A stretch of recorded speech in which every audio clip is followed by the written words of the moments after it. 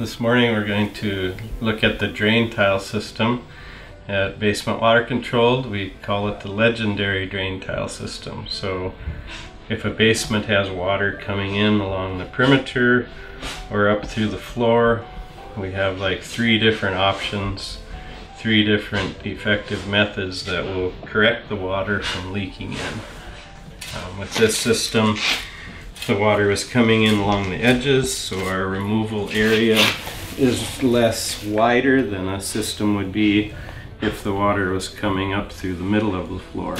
The main thing that we want to make sure of is that our drain tile is sloping to a sump pump and that it has the proper amount of filter around the drain tile pipe.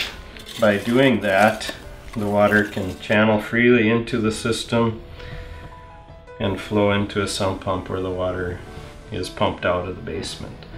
Many basements come in many different sizes and shapes. This one is a knee wall basement, split level. They still have water that's coming up through. So it doesn't matter if your basement is really deep or if it's shallow into the ground, water can still find a way.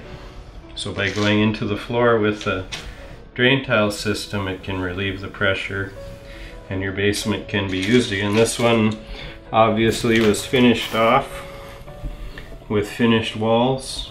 The walls were ruined, so they are removed. You can see the effects of that. The carpet was in, that was ruined, so by putting in this system it'll take care of it.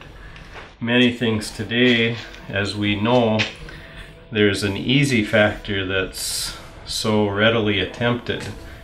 Maybe we don't have to take out as much concrete. Maybe we can dig less dirt out.